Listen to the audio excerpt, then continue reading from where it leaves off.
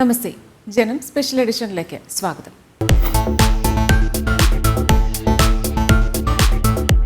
കായിക ലോകം ഞെട്ടലോടെ ഓർമ്മിക്കുന്ന കറുത്ത ദിവസമാണ് 1972 സെപ്റ്റംബർ 5. പശ്ചിമ ജർമ്മനിയിലെ മ്യൂണിക്കിൽ നടന്ന സമ്മർ ഒളിമ്പിക്സിനിടെ പലസ്തീൻ തീവ്രവാദ ഗ്രൂപ്പായ ബ്ലാക്ക് സെപ്റ്റംബറിലെ അംഗങ്ങൾ ഒളിമ്പിക്സ് വില്ലേജിൽ നുഴഞ്ഞുകയറി ഇസ്രയേൽ ഒളിമ്പിക് ടീമിലെ 2 കായിക താരങ്ങളെ വെടിവെച്ച് കൊല്ലുകയും 9 പേരെ ബന്ദികളാക്കുകയും ചെയ്തു. ഇസ്രയേൽ ജയിലുകളിൽ തടവിലാക്കപ്പെട്ട 234 പലസ്തീൻ തടവുകാരെ മോചിപ്പിക്കണമെന്നതായിരുന്നു പലസ്തീൻ തീവ്രവാദികളുടെ ആവശ്യം. മ്യൂണിക്കിലെ ജർമ്മൻ പോലീസ് സേനയുടെ രക്ഷാപ്രവർത്തനത്തിൽ തീവ്രവാദികളിൽ 5 പേർ കൊല്ലപ്പെടുകയും 3 പേർ രക്ഷപ്പെടുകയും ചെയ്തു. എന്നാൽ ബന്ദികളായ കായിക താരങ്ങളെ രക്ഷിക്കാൻ പോലീസിനായില്ല. അവരെല്ലാവരും മരണത്തിന് കീഴടങ്ങി. രക്ഷാപ്രവർത്തനത്തിൽ പശ്ചിമ ജർമ്മൻ പോലീസിന് വീഴ്ച പറ്റിയെന്ന് ലോകം മുഴുവൻ പരിഹസിച്ചു. ശത്രുക്കളായ 2 രാജ്യങ്ങൾ മറ്റൊരു രാജ്യത്ത് നടക്കുന്ന കായിക മത്സരത്തിനിടയിൽ ഇത്തരമൊരു കൊലപാതകം നടത്താനുള്ള സാധ്യതകളെ സംശയത്തോടെയാണ് അന്നത്തെ മാധ്യമങ്ങൾ സമീപിച്ചത്. ജർമ്മനിയുടെ നിശബ്ദ പിന്തുണയില്ലാതെ ഇത്തരമൊരു അതിക്രമം ഒളിമ്പിക്സ് വില്ലേജിൽ സാധ്യമാവില്ല എന്ന നിലപാടിൽ ഉറച്ചു നിന്നു മറ്റ് രാജ്യങ്ങൾ. കൂട്ടക്കൊലയ്ക്ക് 3 ആഴ്ച മുമ്പ് തന്നെ ബെയ്റൂട്ടിലെ ഒരു അജ്ഞാത പലസ്തീൻ സ്രോതസ്സിൽ നിന്ന് പശ്ചിമ ജർമ്മൻ അധികാരികൾക്ക് ഇത്തരമൊരു ആക്രമണ പദ്ധതിയെക്കുറിച്ച് അറിവുണ്ടായിരുന്നു എന്ന രീതിയിലും വാർത്തകൾ പ്രത്യക്ഷപ്പെട്ടു. അതോടെ അടുത്ത 40 വർഷത്തേക്ക് ഈ അക്രമവുമായി ബന്ധപ്പെട്ട ഒരു പ്രതികരണവും നൽകേണ്ടതില്ല എന്ന അവസാന തീർപ്പിലെത്തി ജർമ്മൻ അധികാരികൾ. ഈ വിഷയത്തെ അധികരിച്ച് പ്രമുഖ ഹോളിവുഡ് സംവിധായകൻ സ്റ്റീവൻ സ്പിൽബർഗ് 2005 സംവിധാനം ചെയ്ത മ്യൂണിക് എന്ന സിനിമയോടെയാണ് വീണ്ടും ഈ ആക്രമണം വാർത്തകളിൽ നിറഞ്ഞത്. തിരക്കഥാ രചനാ വേളയിൽ സ്പിൽബർഗ് അനുഭവിച്ച ഏറ്റവും വലിയ പ്രശ്നം ഒളിമ്പിക്സ് വില്ലേജിൽ പ്രവേശിച്ച പലസ്തീൻ തീവ്രവാദികളിൽ ആർക്കും പലസ്തീൻ പൗരത്വം ഇല്ല എന്നതായിരുന്നു. പലസ്തീൻ പൗരത്വം ഇല്ലാത്ത ഒരാളെ പലസ്തീൻകാരനായി എങ്ങനെ ചിത്രീകരിക്കും എന്ന വലിയ ചോദ്യത്തിനു മുമ്പിൽ സ്പിൽബർഗ് പരുങ്ങി. ഈ ഉദ്യമത്തിൽ നിന്ന് പിന്മാറിയാലോ എന്നുവരെ അദ്ദേഹം ആലോചിച്ചു. ഒടുവിൽ കൃത്യമായ രേഖകളില്ലാത്ത പലസ്തീൻ അനുഭാവികളായ കുറെ ചെറുപ്പക്കാരായാണ് സിനിമയിൽ അദ്ദേഹം തീവ്രവാദികളെ ചിത്രീകരിച്ചത്. അപ്പോഴും പലസ്തീൻ പൗരത്വം ഔദ്യോഗിക രേഖയായി ഇല്ലാത്തവരെ പലസ്തീൻകാരായി ചിത്രീകരിക്കുന്നതിലെ അനൗചിത്യം ലോകമാകെ വിമർശിക്കപ്പെട്ടു. അജ്ഞാതരായ കുറെ മദ്യപാനികൾ ഒളിമ്പിക്സ് വില്ലേജിൽ അതിക്രമിച്ചു കയറി കാട്ടിക്കൂട്ടിയ അക്രമത്തെ സമചിത്തതയോടെ കൈകാര്യം ചെയ്യുന്നതിൽ ഒളിമ്പിക്സ് അധികാരികൾക്ക് പറ്റിയ പരാജയമാണ് ഇത്തരമൊരു കൊലപാതകത്തിൽ അവസാനിച്ചത് എന്നൊരു സംസാരവും അദ്ദേഹത്തിന് മുമ്പിലെത്തി. മ്യൂണിക് പോലീസ് കൃത്യമായി ഇടപെടാത്തതിൻ്റെ പേരിലുണ്ടായ അത്യാഹിതത്തെ വംശീയ പ്രശ്നമായി ഉയർത്തിക്കാട്ടി 2 ശത്രു രാജ്യങ്ങളെ കൂടുതൽ ശത്രുക്കളായി മാറ്റണമോ എന്ന വലിയ ചോദ്യത്തിനു മുമ്പിൽ ഉത്തരം കിട്ടാതെ സംവിധായകന് നിൽക്കേണ്ടി വന്നു.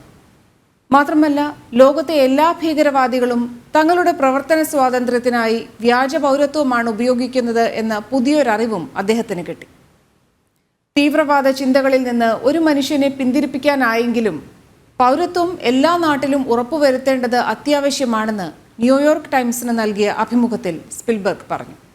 പൗരത്വ ചിന്തകൾ വീണ്ടും വാർത്തകളിൽ നിറയുമ്പോൾ പൗരത്വം മുഖ്യ വിഷയമായ ഈ സംഭവം ഓർത്തെടുക്കുന്നു എന്ന് മാത്രം.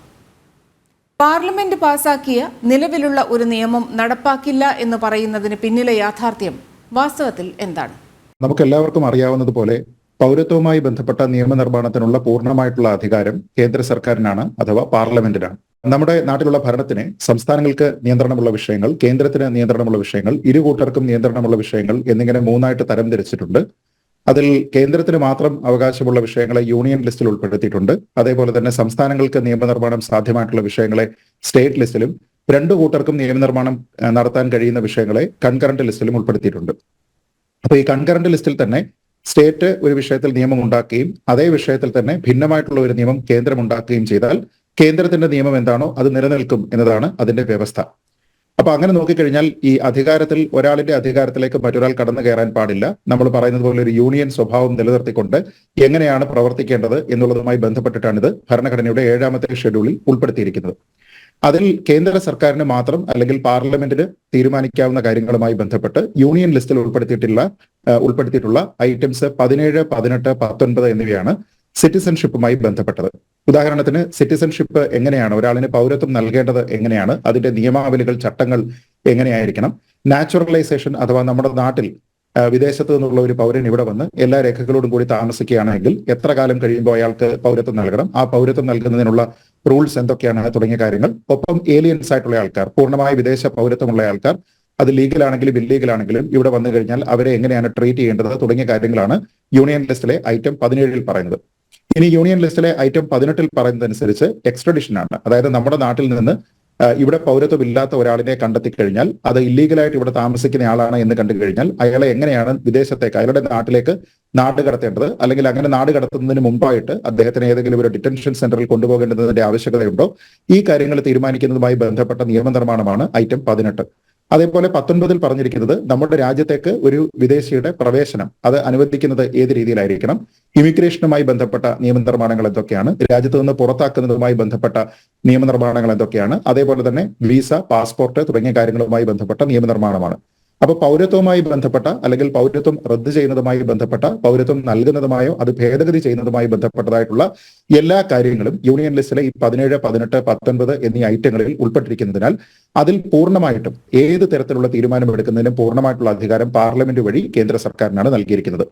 ഇതിൽ യാതൊരു വിധത്തിലുള്ള അഭിപ്രായ പ്രകടനത്തിനുള്ള സ്കോപ്പ് പോലും സംസ്ഥാനങ്ങൾക്കില്ല. കാരണം അങ്ങനെ നോക്കിക്കഴിഞ്ഞാൽ സംസ്ഥാനങ്ങൾക്ക് മാത്രം പൂർണ്ണമായിട്ടുള്ള അവകാശാധികാരങ്ങളുള്ള വിഷയങ്ങളിലേക്ക് കേന്ദ്ര സർക്കാർ കൈകടത്തിയാലും അത് അനുവദനീയമാണ് എന്ന് നമുക്ക് പറയേണ്ടി വരും. അപ്പൊ ആ ഒരു സാഹചര്യത്തിൽ നോക്കിക്കഴിഞ്ഞാൽ ഇങ്ങനെ ഈ വിഷയവുമായി ബന്ധപ്പെട്ട് നിയമനിർമ്മാണം നടത്തുന്നതിനും അത് ഇംപ്ലിമെന്റ് ചെയ്യുന്നതിനും എല്ലാമുള്ള പൂർണ്ണമായിട്ടുള്ള അവകാശാധികാരങ്ങൾ കേന്ദ്ര സർക്കാരിനാണ്. 2014 നടന്ന തെരഞ്ഞെടുപ്പിന് മുന്നോടിയായി BJP ഇറക്കിയ പ്രകടന പത്രികയിലെ വാഗ്ദാനമായിരുന്നു പൗരത്വ ഭേദഗതി ബിൽ.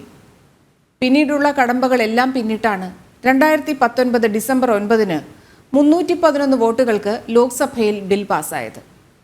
11-ാം തീയതി രാജ്യസഭയിലും ബിൽ പാസ്സായി. സംസ്ഥാനത്തെ ഇടതുപക്ഷവും അതുപോലെ തന്നെ കോൺഗ്രസുമാണ് ഇത്തരത്തിലുള്ള ഒരു CAA വിരുദ്ധ തരംഗം, CAAക്കെതിരായ തരംഗം BJPക്കെതിരായി, അതിലൂടെ മുസ്ലിം ഫണ്ടമെന്റലിസ്റ്റിന്റെ അല്ലെങ്കിൽ മുസ്ലിം വികാരം ഒളിച്ചു കടത്തുവാനായിട്ട് ശ്രമിക്കുന്നത്. സത്യത്തിൽ നോക്കൂ, ഇതിന്റെ യഥാർത്ഥ കാര്യങ്ങൾ പഠിച്ചു കഴിഞ്ഞാൽ CAA നിയമത്തെക്കുറിച്ച് ആർക്കും ഒന്നും എതിർക്കാൻ കഴിയില്ല.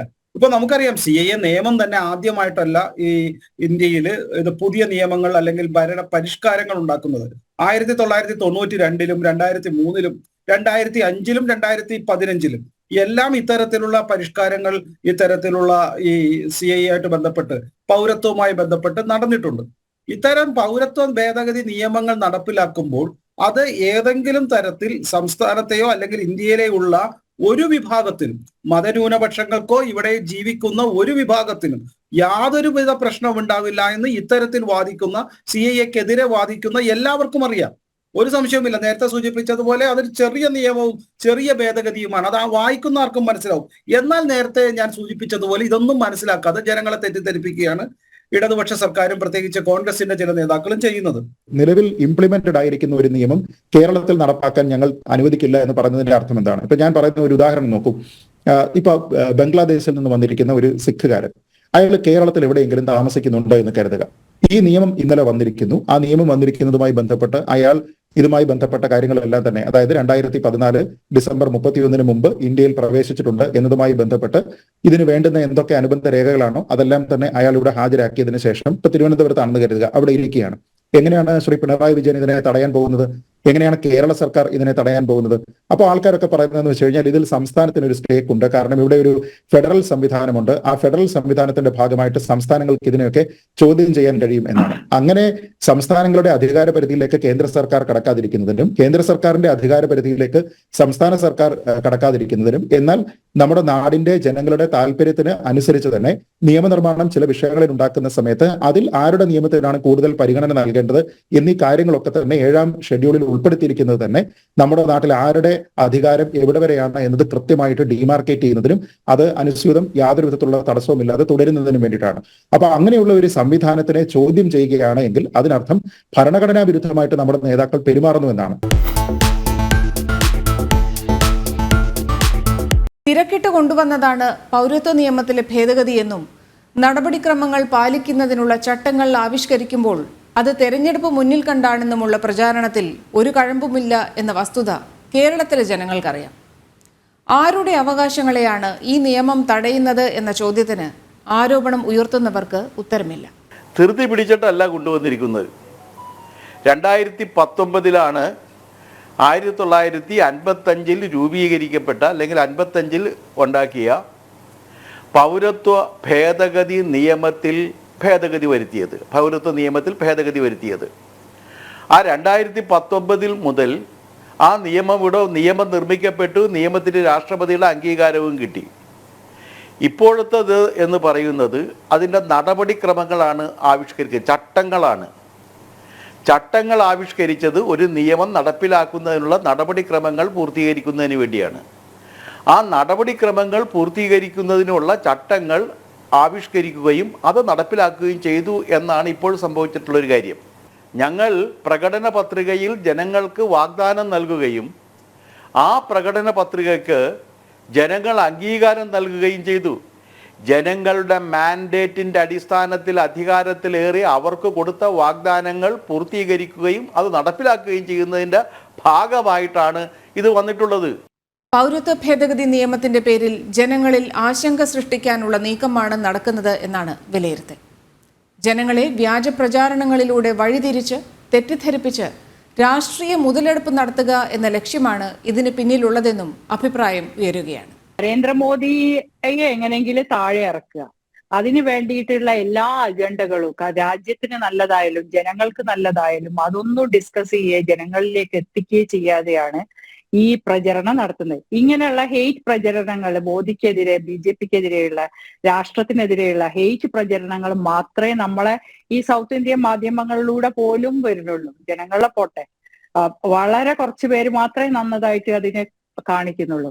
പിന്നെ ഇത് വന്നതില് ഞാൻ ചോദിക്കണേ, ഈ സ്ഥലത്തല്ല, ഇവിടെ മുസ്ലിങ്ങൾ മൈനോറിറ്റി ആണെങ്കിൽ ഈ പറയുന്ന ബംഗ്ലാദേശ്, പാകിസ്ഥാൻ, അഫ്ഗാനിസ്ഥാനൊക്കെ മെജോറിറ്റി അല്ലേ മുസ്ലിങ്ങൾക്ക് എന്തിനാ ഇവിടെ അഭയം?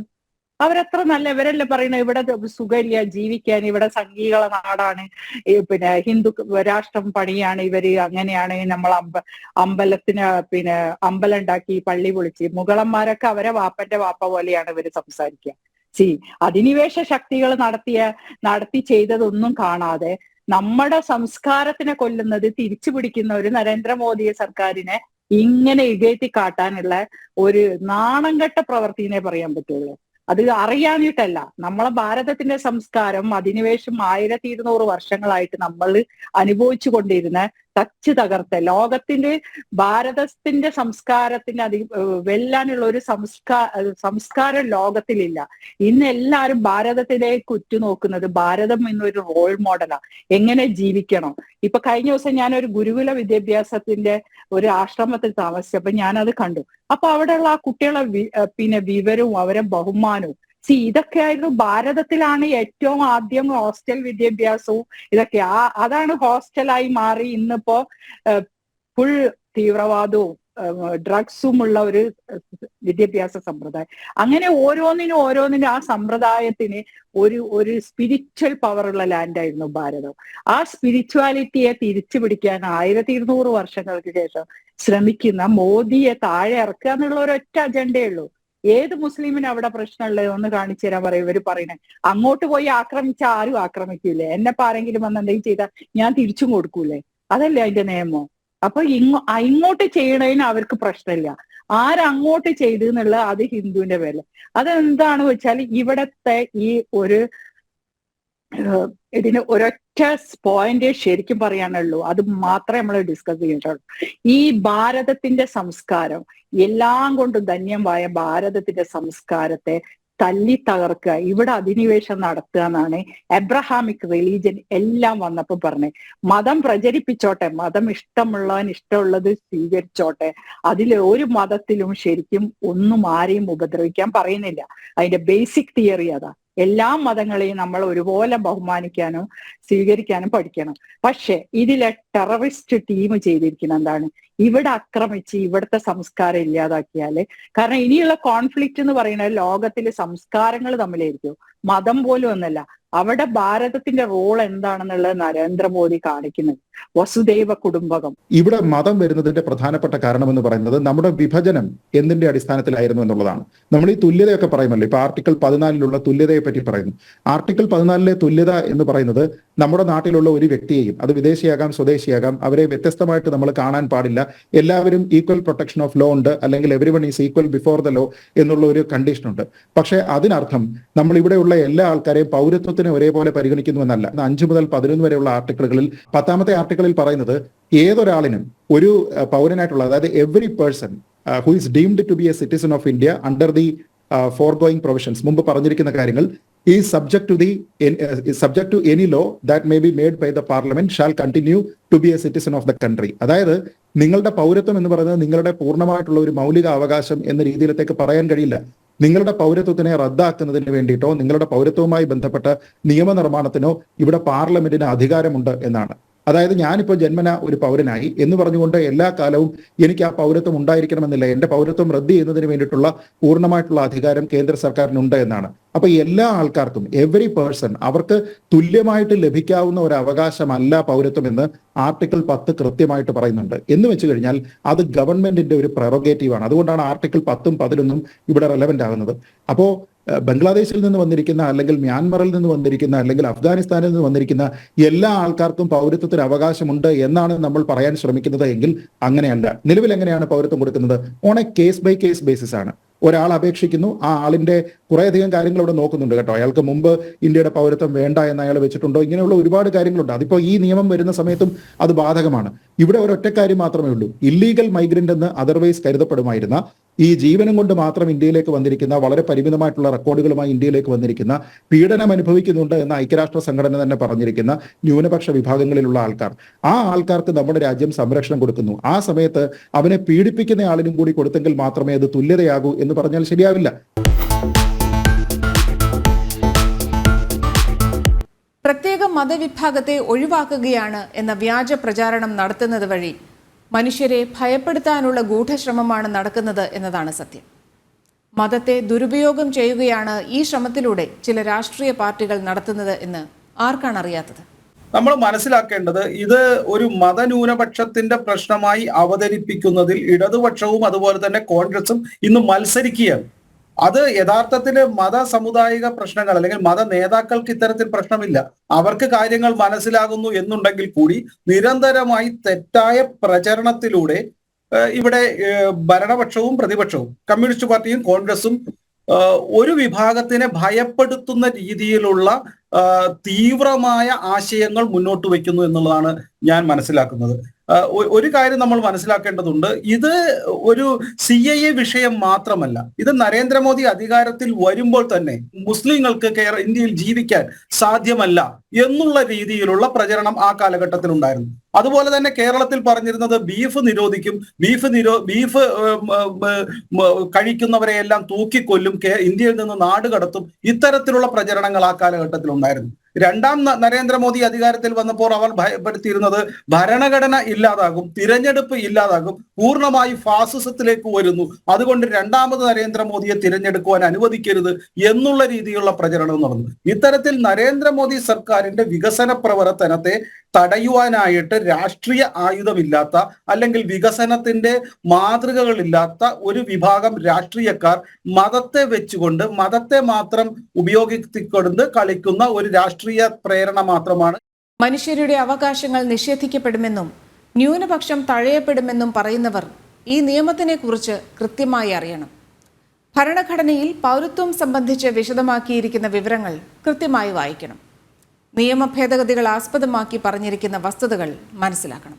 നമ്മുടെ പാർട്ടീഷനുമായി ബന്ധപ്പെട്ട് ആ കാലയളവിൽ ഉണ്ടായിരുന്ന ട്രാൻസ് ബോർഡർ മൈഗ്രേഷൻ വളരെ കൂടുതൽ അവിഭക്ത ഇന്ത്യ, അതായത് അന്നത്തെ പാകിസ്ഥാൻ ഉൾപ്പെടെയുള്ള, അല്ലെങ്കിൽ ബംഗ്ലാദേശ് ഉൾപ്പെടെയുള്ള സ്ഥലങ്ങൾ, അഫ്ഗാനിസ്ഥാൻ, പലരും ചോദിക്കുന്നുണ്ട് ഇന്ത്യ എത്ര സ്ഥലം അഫ്ഗാനിസ്ഥാനുമായിട്ട് പങ്കിടുന്നുണ്ട് എന്ന്. അവിഭക്ത ഇന്ത്യയെ നമ്മൾ നോക്കിക്കഴിഞ്ഞാൽ പാകിസ്ഥാന്റെ ഭാഗം എന്ന് പറയുന്നത് അന്നത്തെ ഇന്ത്യയാണ്. ആ ഇന്ത്യയുടെ ഭാഗം ഉൾപ്പെടെയുള്ള അഫ്ഗാനിസ്ഥാനുമായി ചേർന്നിട്ട് ഉള്ള ഈ ട്രാൻസ് ബോർഡർ മൈഗ്രേഷൻ ഒരു ഹിസ്റ്റോറിക്കൽ ഫാക്ട് ആണ് എന്ന് പറയുന്നുണ്ട്. അതിന്റെ ഭാഗമായിട്ട് പിന്നീട് അവിടെ രാജ്യങ്ങൾ രൂപീകരിക്കപ്പെടുമ്പോൾ അവിടെ ഉണ്ടായിരുന്ന പലർക്കും ഒരു നാച്ചുറൽ ജസ്റ്റിസ് നിഷേധിക്കപ്പെട്ടു. കാരണം ആൾക്കാർക്ക് ഇങ്ങനെ അങ്ങോട്ടും ഇങ്ങോട്ടും പൗരന്മാരെ, ന്യൂനപക്ഷങ്ങളെ, ഭൂരിപക്ഷങ്ങളെ ഒക്കെ തന്നെ കൈമാറ്റം ചെയ്യുകയും അവരുടെ സ്വത്തിന് സംരക്ഷണം നൽകുകയും അത് നെഹ്റു ലിയാഖത്ത് പാക്ട് പോലെയുള്ള കാര്യങ്ങളിലേക്കൊക്കെ വരികയും ഒക്കെ ചെയ്തിരുന്നപ്പോൾ ഈ പല രാജ്യങ്ങളിലും ഉണ്ടായിരുന്ന ന്യൂനപക്ഷങ്ങളുടെ സംരക്ഷണം എന്ന് പറഞ്ഞത് നടന്നില്ല. ഈ 3 രാജ്യങ്ങളുടെയും ഒരു സ്റ്റേറ്റ് റിലിജിയൻ ഉണ്ടായപ്പോൾ അവിടെ ഉണ്ടായിരുന്ന മൈനോറിറ്റീസ് പെർസെക്യൂട്ട് ചെയ്യപ്പെട്ടു എന്നതുകൊണ്ടുള്ള ഒരു ചരിത്രപരമായിട്ടുള്ള അനീതിയുണ്ട്. അപ്പോൾ നമുക്ക് ഇരയെയും വേട്ടക്കാരനെയും ഒരേ മനോഭാവത്തോടു കൂടി സ്വീകരിക്കാൻ കഴിയില്ല. നമ്മുടെ വീട്ടിലേക്ക് പീഡിപ്പിക്കപ്പെട്ട ഒരു സ്ത്രീ അഭയത്തിനായിട്ട് ഓടി വരുന്നുണ്ടെങ്കിൽ അവർക്കാണ് നമ്മൾ അഭയം കൊടുക്കുക. അല്ലാതെ പിന്നാലെ ഓടി വരുന്ന പീഡകന് നമ്മൾ അഭയം കൊടുക്കണം എന്നെങ്കിൽ മാത്രമേ ഇവിടെ തുല്യത, ആർട്ടിക്കിൾ 14 അനുസരിച്ചിട്ടുള്ള തുല്യത ഇവിടെ നടപ്പാകൂ എന്ന് പറഞ്ഞു കഴിഞ്ഞാൽ അത് ശരിയായിട്ടുള്ള കാര്യമല്ല. ആർട്ടിക്കിൾ 25 മുതൽ അങ്ങോട്ടുള്ള കാര്യങ്ങൾക്ക് ഇതിൽ യാതൊരു വിധത്തിലുള്ള പ്രസക്തിയുമില്ല. കാരണം അത് നിങ്ങളുടെ മതസ്വാതന്ത്ര്യവുമായി ബന്ധപ്പെട്ട കാര്യമാണ്. അത് പൂർണ്ണമായിട്ടും അനുവർത്തിക്കാനുള്ള എല്ലാവിധ അവകാശാധികാരങ്ങളും നിലവിലുമുണ്ട്. പൗരത്വ ഭേദഗതി നിയമത്തിന്റെ ചട്ടങ്ങൾ വിജ്ഞാപനമായി പുറത്തുവിട്ട കേന്ദ്ര സർക്കാർ നടപടി രാജ്യത്തെ അസ്വസ്ഥമാക്കാനുള്ളതാണ് എന്നാണ് പിണറായി സഖാവിന്റെ വാദം. കേരളത്തിൽ ഈ നിയമം ഒരു രീതിയിലും നടപ്പാക്കാൻ തയ്യാറല്ല എന്ന വാദത്തിൽ അദ്ദേഹം ഉറച്ചു നിൽക്കുകയാണ്. നമ്മുടെ നാട്ടിൽ ഇപ്പോഴും മുഖ്യമന്ത്രി പറയുന്നത് പൗരത്വ ഭേദഗതി നിയമം കേരളത്തിൽ നടപ്പാക്കാൻ അനുവദിക്കില്ല എന്നാണ്. ഇത് നടപ്പാക്കുക എന്ന് പറയുന്ന സമയത്ത് നമ്മളിവിടെ ഏതെങ്കിലും രീതിയിലുള്ള ഒരു അനൗൺസ്മെന്റ് നടത്തിയിട്ട് നമ്മളിവിടെ എന്തെങ്കിലും രീതിയിലുള്ള ഒരു കിയോസ്കുകളൊക്കെ ഇട്ടതിന് ശേഷം അവിടേക്ക് നിങ്ങൾ വരൂ എന്ന് പറഞ്ഞുകൊണ്ട് ഇവിടെ ബൂത്ത് പോലെ വെച്ചുകൊണ്ട് അല്ലെങ്കിൽ തെരഞ്ഞെടുപ്പ് നടത്തുന്നത് പോലെ നടത്തുന്ന ഒരു സംവിധാനമല്ല ഇത്. അതിന് വേണ്ടുന്ന സംവിധാനങ്ങളും കാര്യങ്ങളും എല്ലാം തന്നെ സെപ്പറേറ്റ് ആയിട്ടുണ്ട്. അത് തന്നെയുമല്ല, പൗരത്വ ഭേദഗതി നിയമം കേരളത്തിലടക്കം ഇന്ത്യയിൽ എല്ലാ ഭാഗത്തും വിജ്ഞാപനം വന്നതോടുകൂടി നടപ്പായി കഴിഞ്ഞു. അതായത് ഇനി ഇതിനെ തടയാനായിട്ട് വേറെ പ്രത്യേകിച്ച് കാര്യങ്ങളൊന്നുമില്ല. അത് നടപ്പായി കഴിഞ്ഞു. അത് നേരത്തെ ഒരു ബില്ലായിട്ട് അവതരിപ്പിക്കപ്പെട്ടു. അതിന് രാഷ്ട്രപതിയുടെ അംഗീകാരം കിട്ടിയതോടുകൂടി അതൊരു നിയമമായി മാറി. ആ നിയമവുമായി ബന്ധപ്പെട്ട ചട്ടങ്ങൾ കഴിഞ്ഞ ദിവസം പ്രഖ്യാപിച്ച് വിജ്ഞാപനം ഇറക്കുന്നതോടുകൂടി ആ നിയമം പ്രാബല്യത്തിലാണ്. അതായത് ഇനി എന്നോ വരുന്ന ഒരു കാര്യത്തിനെ തടയാനായിട്ട് ഞങ്ങൾ റെഡിയാണ് എന്ന് പറയുന്നത് പോലെയല്ല. ഇന്ന് നമ്മുടെ നാട്ടിൽ കേരളത്തിൽ ഉൾപ്പെടെ പൗരത്വ ഭേദഗതി നിയമം നിലവിലുണ്ട് എന്നുള്ളതാണ് വസ്തുത. അത് ഇംപ്ലിമെന്റഡ് ആയിരിക്കുകയാണ്.